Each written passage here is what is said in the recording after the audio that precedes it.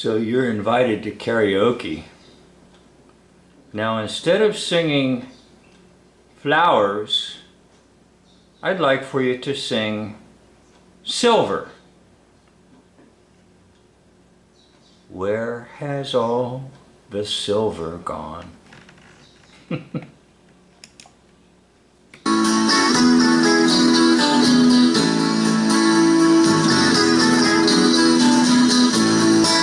All the silver gone, long time passing. Where has all the silver gone, long time ago?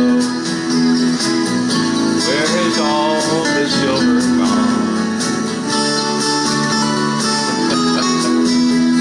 gone? Okay, all right, you can leave a comment about my terrible singing. I don't mind. So we got to go to hoax World War II, where secretly they're going to develop an atomic bomb. Words banned for the duration. To avoid arousing suspicion, the key phrases uranium fission and atomic energy are spotted among fictitious names like yttrium. Science editors cannot write about atomic physics. Even the comic strip Flash Gordon is censored. The word atom disappears from the vocabulary of America. Well, that would have been the best time, because atoms don't exist. Sorry to tell you. It's a fictional, hypothetical concept developed by the ancient Greeks. And it means that which cannot be split. The A in front of the verb tomos means cannot be split. It's completely, totally theoretical. In other words, they really do not exist. American colleges are now raided for manpower. Students are snatched from the campus and drafted into the Manhattan Project. Nobel Prize winner Ernest Lawrence is thrust into the work, along with brilliant young men like J. Robert Oppenheimer. From Columbia University. By the way, I identified Oppenheimer. Go to my channel, Who is Who in Hoaxology. University comes Dr. Harold Urey, Nobel laureate in chemistry. Still another Nobel winner, Dr. Arthur Compton, helps launch a vital experiment from a makeshift laboratory beneath Chicago University's Stagg Field. Here on December 2nd, 1942, scientists attempt to start a controlled chain reaction to prove the theory that a bomb is possible. But they also face a danger. If they lose control of the chain reaction, Stagg Field may blow up, and radiation could endanger the city of Chicago. Enrico Fermi ignites the first atomic fire. A neutron counter broadcasts activity inside the furnace as the first control rod is withdrawn. Okay, people, there it is. There it is. There's your brick wall. There's your brick wall. Who are the bricklayers, the masons? Pulling out a hunk of metal from a bunch of bricks and trying to convince you there's something very secretive going on that's going to cause an atomic explosion. It's going to end the war, the phony war of World War II. Look at it. It's Masonic. Anytime you see a background of bricks, you're looking at the work of Masons, hoaxing you and hoaxing the world. When the last one is out, theoretically, a chain reaction will begin. At 3 p.m., Fermi and his assistant gingerly approach the threshold of a new age.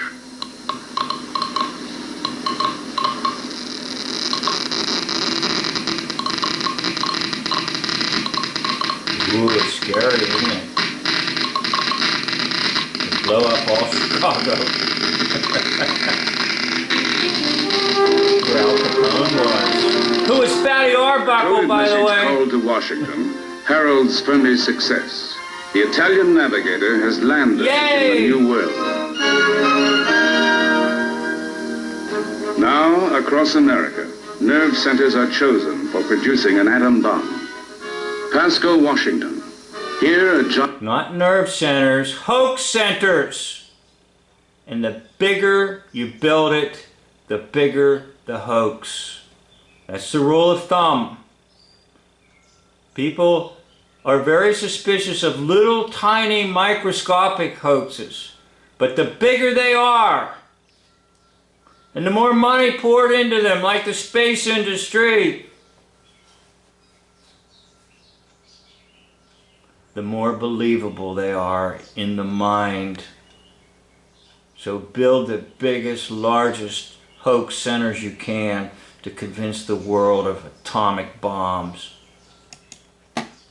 Giant industrial complex will blossom. Wendover Field, Utah, will become a special Air Force training base. Somewhere in New Mexico, a test site must be chosen. But it is in a secluded valley near Clinton, Tennessee, that the first work begins. Here at Oak Ridge, the largest manufacturing plant ever conceived begins to rise. It must produce 100 pounds. Okay, now, if you were listening carefully at the time, this was the largest manufacturing plant in the United States, and yet it was secretive. Why was it secretive? Because they were doing nothing but wasting the American dollars that were given to government so that they could cause a huge debt and put the debt on the heads of the descendants of this generation. Now, I've done several videos showing from a mathematical, statistical way why war is so necessary to the hoaxers. And war has constituted about 92% of the history of America. And indeed, that statistic is very similar in the history of the entire world.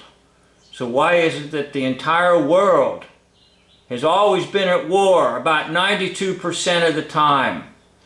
It's because they put generation after generation after generation in debt. The war debt is placed on the heads of its citizens. And that's why you can't hardly get ahead in this world, because enormous debts have been placed on your head, which is the small corporation, your name. Your name is a corporation. Now, you have to check out my other videos on that. I've done about 4 or 5 videos showing you the 80-year war cycle, and then the other cycles that go with it, the corporation cycle and the constitution cycle. Anyhow, I need to continue on because I'm going to get to the silver part yet. Of uranium-235, till now a product available only in microscopic quantity. Date for delivery is less than 2 years away. In a nation strained by the demand for wartime armament, an unbelievable amount of manpower and material is diverted to Oak Ridge, but sometimes not enough. Short of copper wire, project officers request the only suitable replacement: silver, 10 tons of it. Says an amazed Treasury official, here we don't speak of silver in tons. Our unit of measurement is the troy ounce. Nevertheless, $300 million worth of silver is melted down for use as wire in the plant at Oak Ridge.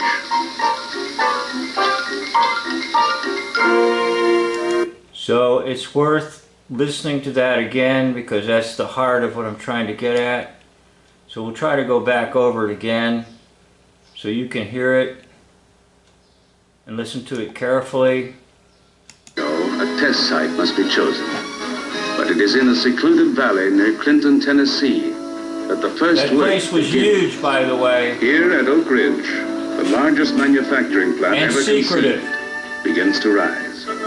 It must produce 100 pounds of uranium-235, till now a product available only in microscopic quantity. Date for delivery is less than 2 years away. In a nation strained by the demand for wartime armament, an unbelievable amount of manpower and material is diverted to Oak Ridge, but sometimes not enough. Short of See, so in the name of war, you can do whatever you want because of the War Powers Act. And if it's decided that you take the silver in the treasury that backs the U.S. dollar and give it to a bunch of hoaxers, and they tell you they melted it down to make wire. You're just looked at and you just heard about the theft of the silver reserves in the United States of America. So in a matter of like 2 minutes in this video, they will tell you how the thieves stole all the silver. Where has all the silver gone? Well, there's more to come in this video, and I'm going to keep going because you know what? I did a video that was an hour long, and I thought nobody would watch it. They'd look at the time element and say, I'm not watching that. I want to go to a 30-second video, 2-minute video. You know what? I'm almost incapable of doing 30-second videos. Because I have a mind. Someone left a comment on one of my videos. Why are you always yelling? And I thought, you know what? You certainly have a good point there. I do yell. It's because I'm very passionate about what I'm trying to tell you. I'm very passionate about trying to help people understand the kind of crazy mixed up world you've been living in. Now these people are thieves. They're Canaanites. They just stole all the silver reserves in the United States. And they told you there wasn't enough copper. Well, we'll go on. Listen to it carefully. Copper wire. Project officers request the only suitable replacement. Silver. 10 tons of it. Says an amazed Treasury official, here we don't speak of silver in tons. Our unit of measurement is the troy ounce. Nevertheless, $300 million worth of silver is melted down for use as wire in the plant at Oak Ridge. Oh yeah? Who was there to verify it? I want to see verification. And if it was put into silver wire, then why the H didn't they remelt it down and put it back into bullion? In other words, it's gone. Gone, gone, gone. And the public is worried about what? Winning a war. So the silver has just been stolen by thieves. And there's nobody conscious of it in this time period. Because it's this time period, this generation is only conscious of one thing, war. And trying to end the war. And that's it. So you can see how under the smokescreen of war, this giant theft occurred. Now you were just told truth. So let me go on. I'm not afraid to go on now that you all showed me you could watch an hour video. And I've got a lot of tabs open here, so I'm going to try to deal with those tabs. Now this tab here is from a collector of coins, and he's going to show you that after 1964, silver is not included in our coins. Prior to 64, a 50-cent piece, a quarter, a dime, were all had silver content. After 64, there will be no more silver in the coins. 1965, the mintages actually went way, way down. In 1965, there were only 136 million of these produced, the nickels. Considering there were 2 billion produced, 1 billion at each mint the previous year. The nickels did not have silver. It kind of makes sense for them to tone it down a little bit. The dimes did, the quarters and 50-cent the mintages go. So this next row we have here are the 64 dime and the 65 dime. So there is a shift right here. It shifts from silver on the left, 90% silver on the left, to on the right, a copper nickel clad combination over a copper core. So that's most noticeable, as you probably know, when you flip it over on its side. So that is what the rim of the 1964 dime looks like, and this is what the rim of the 1965 dime looks like. So a very visible difference right there. The mintages might actually surprise you. So in 1964, the last year that these had silver in them, there are actually quite a lot that were produced. There were 1964. There were over a billion produced at the Denver Mint, and there were 929 million produced at the Philadelphia Mint. So that's a silver coin. So that's a 90% silver, and they're making over a billion of them. So an absolute ton. And then in 1965. Okay, so on this side over here, guess what? They continued on to the left, crank out a lot of these coins. You had silver. A silver coin. This is silver, 1964 and 1965. The silver is gone. Now, I reveal my age when I tell my stories. Just about at this time in life, I had a paper route selling newspapers, and my father instructed me. And he said that after this year, meaning 1964, there will be no more silver in the coins. And he was advising me to snatch them up. And whenever I got my paper out and got money from the people in the homes, I could see the silver content in the coins. And I tried to save as many as I could, like with the quarters and the dimes, and very rarely a 50-cent piece. So now you know a little bit about my age. Alright, so we have to get to some other things here, and like I say, I'm not afraid to go on, and you'll have to pardon me as I try to get to these different tabs I have here.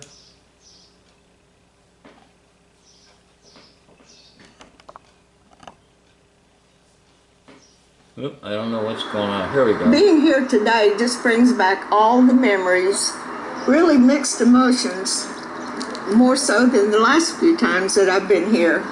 I saw a man killed right in front of my eyes. No, you didn't. When Mary Ann Mormon was 31 years old, she learned that the presidential motorcade would drive through downtown Dallas. She was a fan of the First Lady, Jacqueline Kennedy. So Mary Ann and a friend, Jean Hill, headed to Dealey Plaza to watch the procession.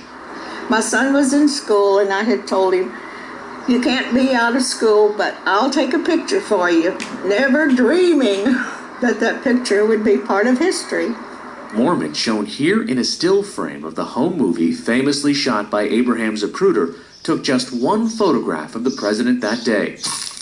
A grainy Polaroid snapped right as the presidential limousine was passing by.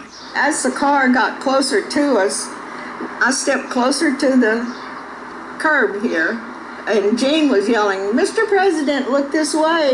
And when I put the camera up. You know what's interesting?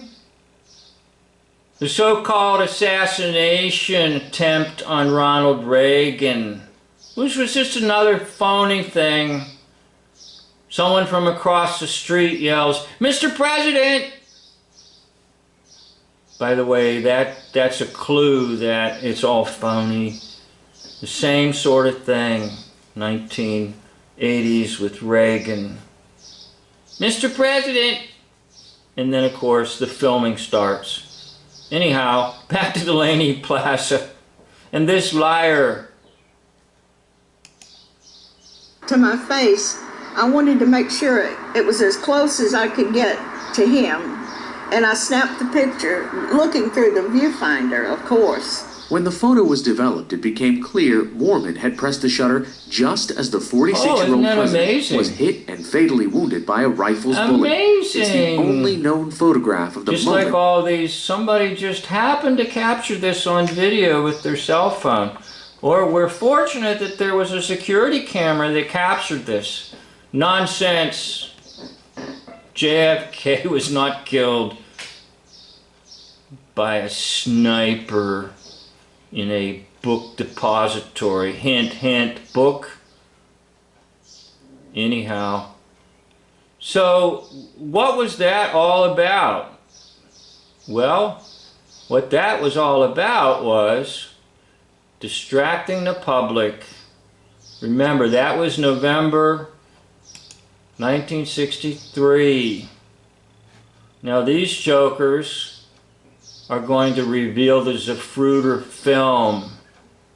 I'm not going to play it, but anyhow, Geraldo is on it, and comedian here.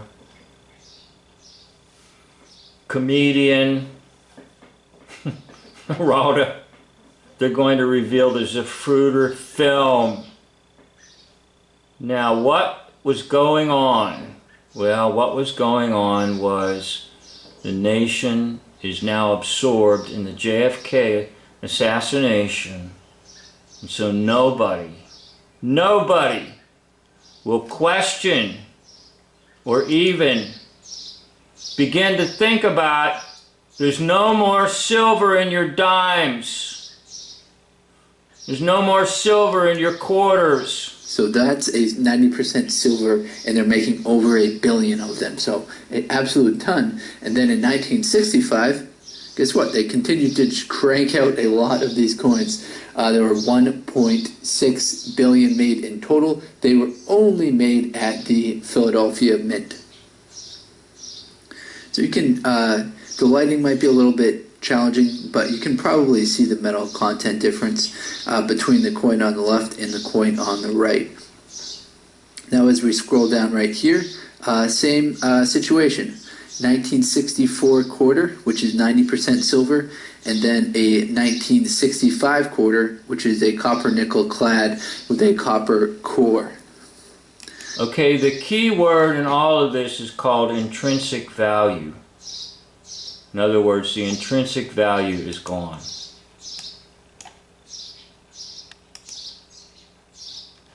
The intrinsic value, the value that's within this, in and of itself. In other words, in and of itself, as he said, was 90% silver. And that ties in with the original coins being the currency in the United States according to the Constitution. And anything that was to be of paper was only meant that you could exchange it for either gold or silver. So what will happen next is that you have to hang in there with me because I get a little confused about everything that I have open. That the U.S. will go off of, first of all, the gold standard. And that'll take place around 1933, which is when the entire United States collapsed, the 3rd, or the 9th of March, 1933.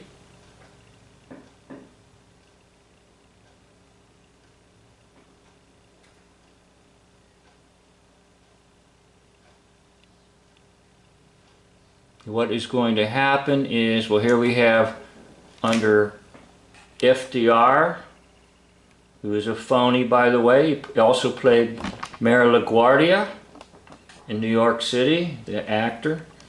And later on, that same actor plays FDR will become Golda Meir, the president of the newly formed fake Israel. So what we have here is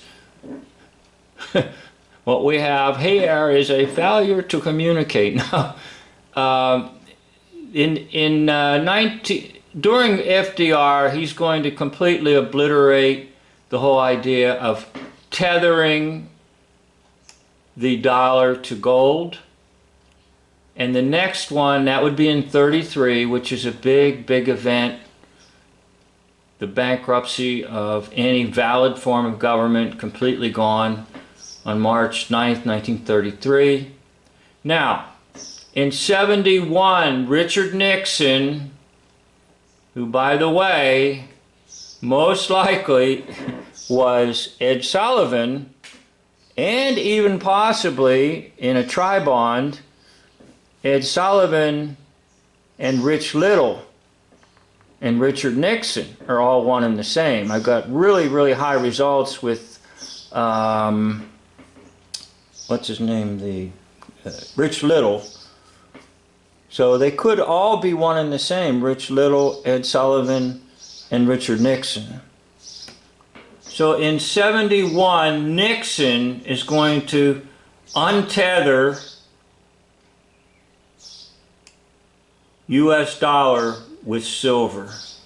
In other words, now the only thing you have is Federal Reserve notes, which are completely phony, like monopoly money. All right?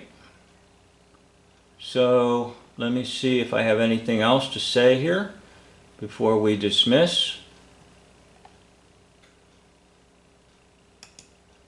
Go back to our original song.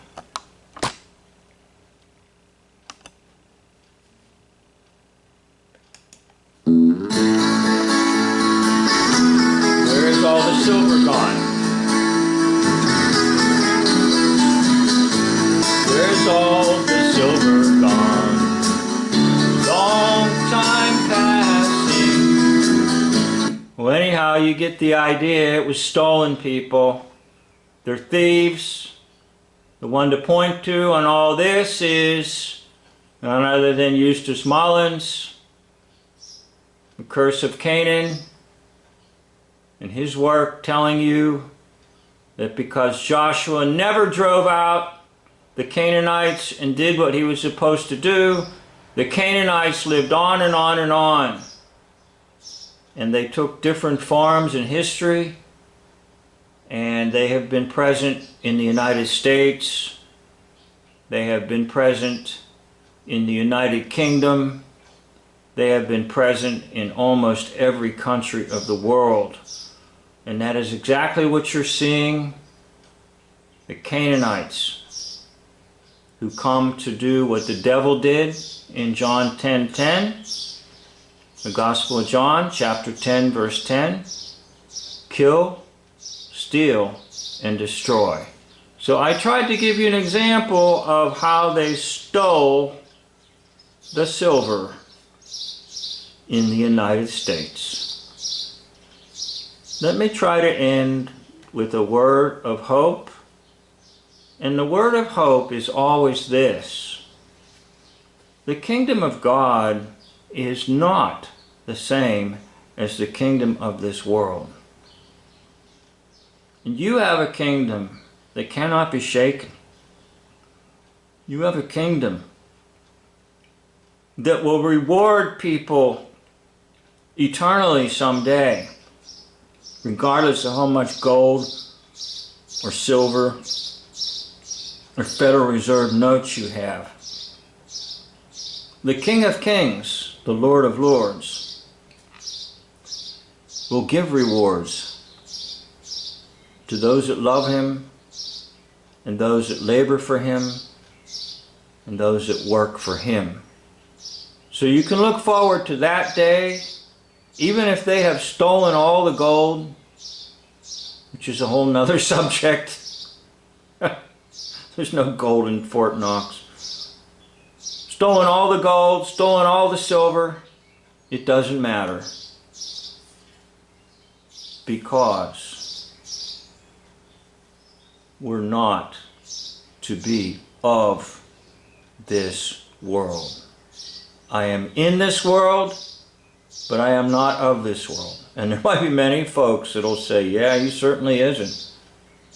So those of you that actually go to the end of my videos, I'm extremely impressed. And I would like to say thank you to anyone and everyone who's viewed any of my videos, whether they viewed them for 2 minutes or all the way through for about 1 hour. I would like to say thank you, and I would like to say God bless, and this concludes the video.